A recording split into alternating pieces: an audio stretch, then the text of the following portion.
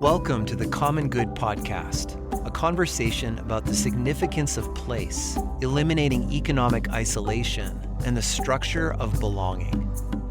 My name is Devin Bustin, and I'm the guest host for today's episode with Peter Block.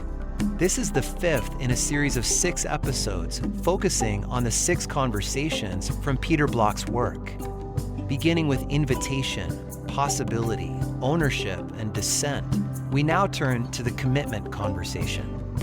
These conversations are designed to occur in small groups, seeking to produce transformation in communities. We will begin this episode with a series of questions in order for you to understand the stakes of what Peter is discussing.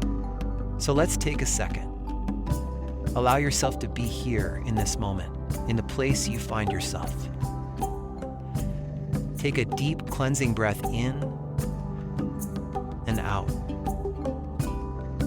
Bring to mind an issue that concerns you, something that matters to you, something that you would like to move forward on in some way. No need to place any extra pressure on yourself. Whatever comes up first for you is what you should focus on. Now find your breath again, and as you think about this issue, here's the question. What is the promise you're willing to make? What is the promise you're willing to make that constitutes a risk or major shift for you? Find your breath and allow the question to sink in. What is the promise you're willing to make? Take one last breath and hold that answer in your mind as we begin to listen to Peter. The world is deeply isolated. COVID has just reminded us, but we were as isolated before as we are now. And even if you walk away for an hour and come back, you need to reconnect. I don't care how long I've known you. In the morning, I start again. And so the idea is to try to impact the listening by getting people to realize that at least there's 2 people in this community that they know a little bit better and a little closer than they did when they walked in the room. I really think these questions are designed to change people's listening, even though they're called conversations. People say, well, I'm with people I know, but the idea that I know anybody really is kind of an illusion. Also, to deliver on the promise and the demand that you're co-creating this event, that part of the transformation is to invert our thinking. The thinking is that the participants create the presentation. The reader creates the book. The student creates the teacher. And if you've ever had children, the children creates the parents. And so if that's true, why would we not start with you connecting with each other? The dominant narrative is leader is cause and everybody else is effect. And we train leaders to be role models, all kinds of silly things like that. In a way, the leader's task is to disappoint people's expectations that they are there to take care of us.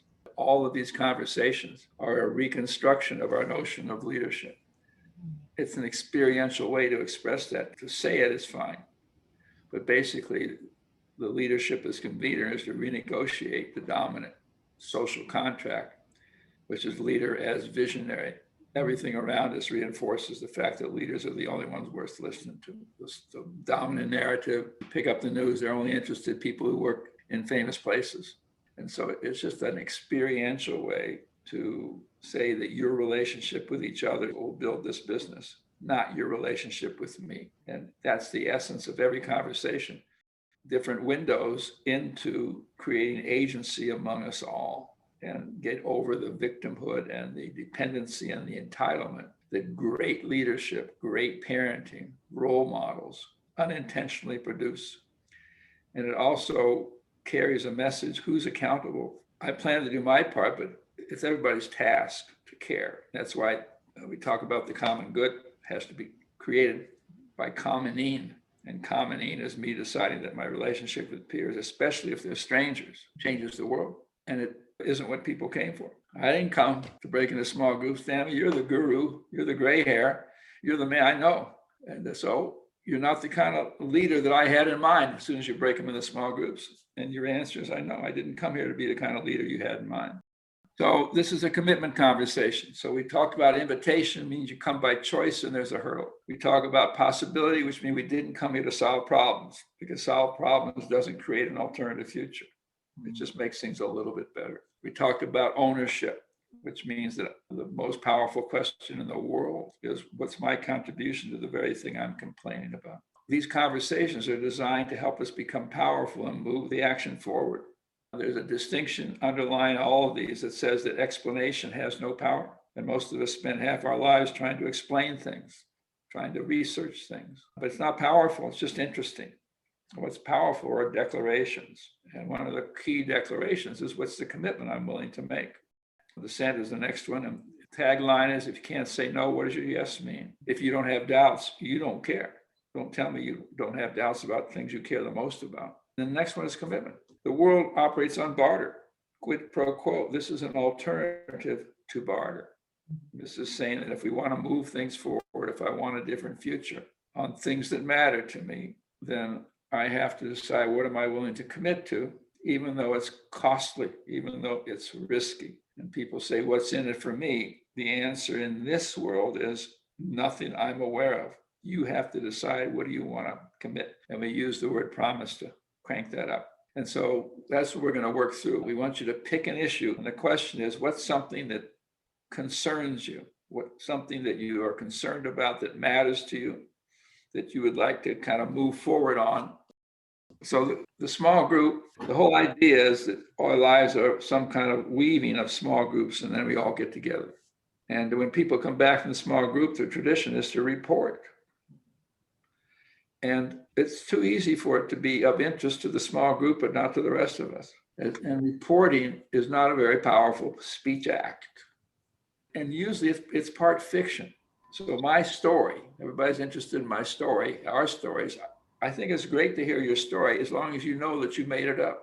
The beauty of you making it up, and I know it's a great story, and your mother did do that, and the society is this way, is if I made it up, then I can change it as soon as I make up my mind. And part of the commitment conversation is the will I have to enter into an alternative story about whatever I'm doing. That's the promise of it. So the alternative is to say what struck you. And I like the notion that I'm waiting for lightning to strike. There's a thunderstorm, take me outside. And my resistance and my defenses are so well, I need lightning. I'm never going to change my life from a whisper or a report or another study. That's just the way I'm wired. So the question, what struck you, brings the fact that we're going to learn from our own reflections. We're not going to learn from reports and stuff like that. The other point is that a group, it's an organism. It's a living, breathing organism. And I don't have to check out every ounce of that organism to know how it's doing. All I need is its blood pressure, maybe, or its heart rate, or its temperature. I can't go anywhere without people taking I've never known my temperature so well in my life. Asking people what struck you is a way of getting some vital information, which all you need is 3 or 4 people, because when one person speaks in a way, they're speaking for us all. We raised the question, is promise the right word? When I worked with Flawless and used the word contracting, social contracting, got a lot of feedback. You can't use that word, it's a legal term. And promise has a spiritual dimension to it. Promise is akin to a covenant. A covenant is an agreement I make, not knowing what I'm getting into. Like marriage is a good example of a covenant. You say yes to something. I don't care what you promise, you don't mean it. You don't find out till later what the hell you got into. But I made that covenant. And so the essence of this is to put bargaining aside and to say, what's the promise I'm willing to make with no expectation of return? That's a commitment. Saying no to something is a commitment. Sometimes the world wants you to make a promise, make a commitment. In organizations, especially, because everybody wants everybody to be on board, team player. You can't say no. But to say there's no commitment I'm willing to make at this moment is an act of great integrity. And it liberates other people from waiting around for it. You say, I'm still here. I'm part of this team. I'm part of this family. We're looking for a commitment. And there's no commitment that comes to mind at this moment that makes sense to me. When somebody says that, you say thank you. Because the enemy of accountability, the enemy of love and peace and freedom is lip service. And so all of these conversations are an alternative to lip service, which is going along, whatever your issue is, to say, well, here's the promise I'm now willing to make. Here's the promise I made a month, a year, an hour ago. But I can always say, at this moment, what's the promise you're willing to make? And each of us has the right to say, no promise. And the team still functions. What kills teamwork is people giving lip service. Oh yeah, I'm on board. You can count on me. That's all lip service. It's baloney. And so that's the focus, is to say we want to make promises. It's a covenant. It's a promise with no expectation in return, which means that I can change my mind. I can come back and say, I made a promise and I no longer want to make that promise. That's clean. But to say, I'll do this if you'll do that, is no commitment. It's just going shopping. All these are over dramatized, but that's what we're trying to create, is a world where people committed, not a world where people are consumers. The consumer exchange is always unsatisfying. There's no such thing as customer satisfaction. And I know that because every time I buy something, it's obsolete by the time I get to my car. So what makes me satisfied about? And so our consumer mindset is designed for dissatisfaction. And we're trying to create an alternative world, an alternative future where you say, I want to live in a world where people make commitments, or people say no, where people have doubts, where people are invited, not mandated. I want to live in a world where we showed up for a possibility that we knew we would never achieve. But that kind of world is, I think, also what the world requires. There's no new normal. God saved me from another normal, because the old normal didn't work very well. And so this whole point here is to say whatever issues you care about in a more authentic, deeper, and powerful way. And so these are all ways of leading with the idea of co-creation instead of control, predictability, and consistency, which is the way we lead now. The structure is that each of us decide what promises are we willing to make. And then the team can say, well, given what we just heard, is that enough for us to meet our obligation and commitments to the larger institution? And the boss's role is to mediate, because for you to have a budget, you had to make a promise. You make a commitment to the larger institution. But when it comes down to each of us, I'd rather say, okay, I'm still going to do your job. And a more accountable world is still a world where people get fired, but they get fired for doing lousy work. They don't get fired because they're cranky or irritable. And so I think there's just space for no commitment. Over time, of course, you're going to have to make a commitment. But I need to be tolerant and let you think through what is it that you're really willing to commit to. And it's the collection of our promises that creates productivity. It creates agility. It creates all the things that businesses and organizations and people want. And it keeps us from making false promises, because that's the danger. Well, if you're not willing to make a commitment, let us know when you are. You can't live forever without a commitment. But at the moment, I don't want it to be coercive. You can't wait for certainty. You can't wait to be sure. You have the doubt. The more you express the doubts in a real way, the less controlled you are by the doubts. But if you're waiting to be not afraid, if you're waiting to not be doubtful, then you're not doing something big enough. There are certain things, I know exactly what's going to happen. Most of the time I go into my car and it starts.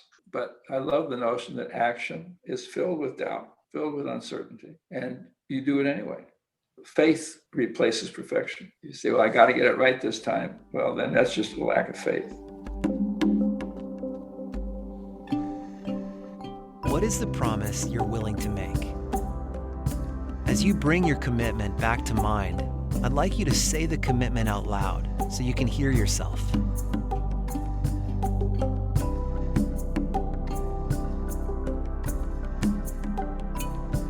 Now, allow yourself to answer this question.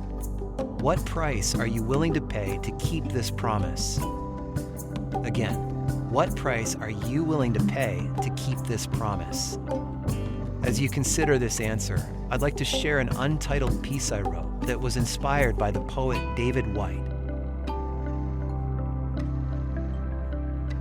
39 miles into your road, you woke in a dark wood. The whole way was wholly lost. Shadow the noonday sun. Further into every fear, you can't go back, you can't stay here. Noises you can't name, song without a shape. If you find a path, then it's not your path. Blind to all light, except the spark, flicker behind the fright. Just step and let it leap to flame, whirl at the weakest wave. Further into every fear, you can't go back, you can't stay here. Notice how the ground wants to pull you down. Fire in its core, fire in your core. Let it light your song, brittle but your own.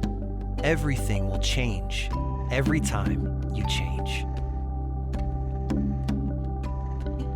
As we return, Peter models the commitment conversation with Brian McConnell. First, I just want to thank you for doing this. What's the issue you'd most like to focus on? What's the concern that you want to bring to this moment? Something you're concerned about in the world, you care about in the world that's kind of perplexing to you at the moment, or you're ambivalent about it. I think the thing is my desire and my need to sort of help young people, and specifically young fathers, grow and understand their rights and how to be better for themselves and the community. Their last statement, though, I think I may have to change. I don't want to be too helpful, but, just give them tools. Why does this matter so much to you, Brian? Because I was a young father without any training and a bunch of doubts, a bunch of fear. And more than that, what I see is children hurting because men are not informed about what they can do and should do.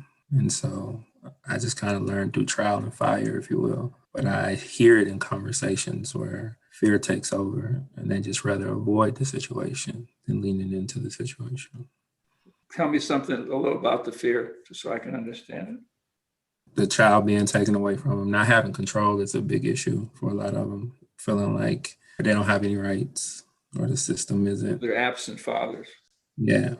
There's a lot of talk about that in the world, isn't there? Yes, absolutely. At what moment did you decide to do something about it? I would say when I saw my daughter's little face, it was like a movie moment. Like I'm responsible for how she sees the world to some degree. Wow, that was powerful. It's great. It's kind of tricky to know how to act on this without being helpful, isn't it? Absolutely. I know. In fact, you said the students create the teacher, right? Yeah, that's what you're doing to me right now. What's the commitment? What would a commitment sound like that would move something forward for you? Walking away from my job and taking a leap of faith, I think that's the thing, the strenuous piece of it all. Do you have a sense of what you'd be leaping into? Only from my perspective. I know, I'm interested in your perspective. Probably a lot of resistance. Resistance on whose part? The people I'm trying to help, probably. People that need the help. Beautiful. The institution, if you will, approaching them to do it a different way than how it's been done. Even myself, fear. This isn't working. How long is this going to take to see gains and promise? And did I do the right thing? Got it. Those are beautiful questions. So for you, a commitment would be to say, yes, I'm going to do this wholeheartedly, full-timedly. Mm-hmm. And the fact that nobody's calling on me to do it. Anybody watching says you're probably not qualified to do it. And you may never know whether it made a difference. I wouldn't talk you out of any of those. Right. It's true. That's the world. What's the price you would pay if you took this leap of faith at this moment? A few less dollars in my pocket, probably. Maybe a healthcare benefit or two. If I'm honest, I think I would gain more. The price I'm paying for it now is the anxiety, the fear. I think I'm paying for it now. You're prepaying. So you're talking to your conscience, aren't you? All the time. Yeah, it's my best friend and my worst enemy. So, yeah. That's what love's all about. The commitment. If it's a real commitment, it has those qualities. You're going to make a commitment, aren't you? I would suggest you do it by 2:30 this afternoon if you're on Eastern time. No pressure at all. Well, it is pressure. But in a way, sometimes you make the commitment and then you sit on it for 24 hours and you decide whether it feels right to you. Let me ask you one more thing. How do you feel about this conversation? What struck you about this conversation? How has it gone for you? It's freeing, if I'm honest. I feel relieved. I am in a room full of strangers to some extent. I mean, we've been with each other a while. How'd it go? It went all right. I appreciate you for moderating there for me. It does give me a little more strength to be committed to it. I think that's true. I think when you go public and you can't control the response, you change your relationship about what you went public with. Yeah, the small group was one thing. This was a lot different than the small group. This is the world, and that's probably as close as you're going to get to feeling of freedom. Is you're going to say what you came to say, and it doesn't matter how people respond. You care about it, but it doesn't keep you from doing this. I think your generosity is what I'm struck by. and that you're capable of loving strangers and being a father and a Black father. You need to lead us in that direction, because we have a story about you that has nothing to do with who you are. The world has a story. I love what you're doing. Your leadership is awesome. Thank you. And you started it by just saying yes to this invitation, even though it had a big hammer behind it. I appreciate the invitation and the hammer. This has been amazing. So I appreciate everyone. To everyone I shared a small group with, I appreciate it. Got till 2:30. I'm on it. You just keep gravitating to the most personal you know how to do, given the context of just meeting Brian. So I could have said, well, what would the action look like, Brian? What would you do? What's your strategy? That creates distance.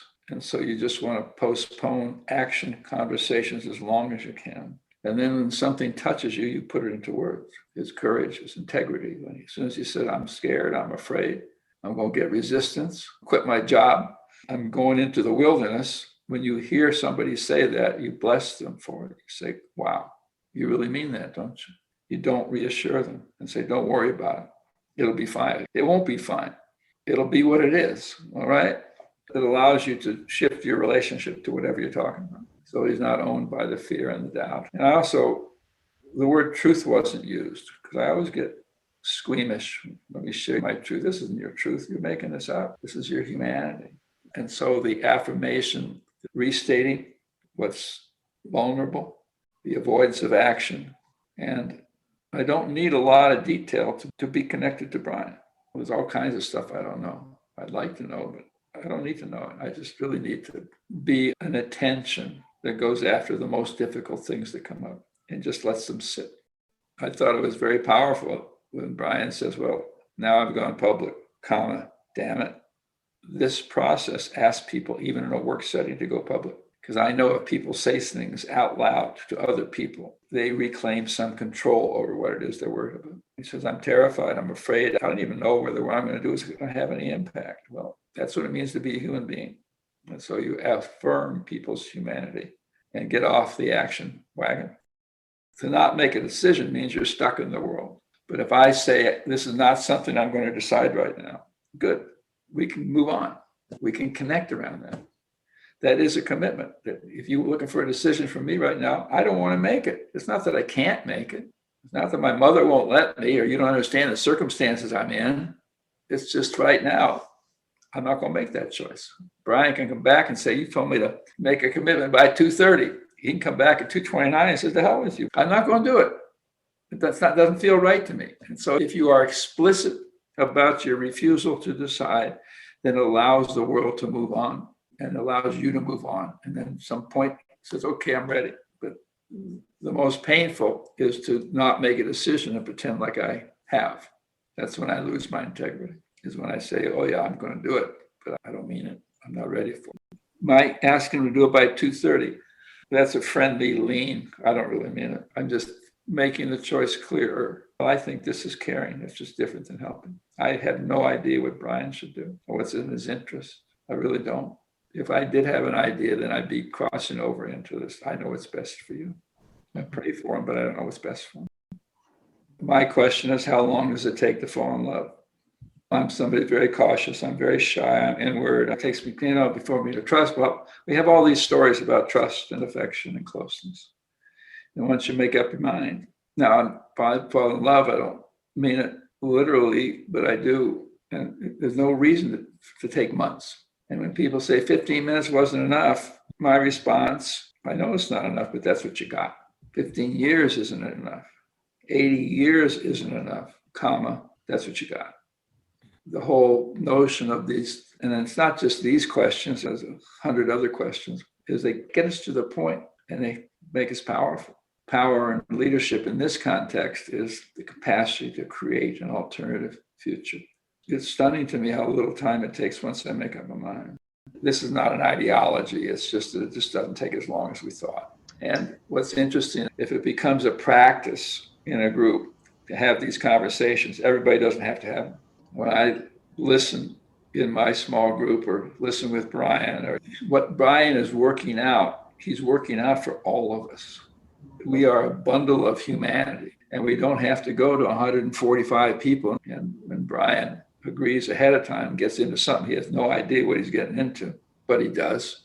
There's a progress or movement there that we all take with him.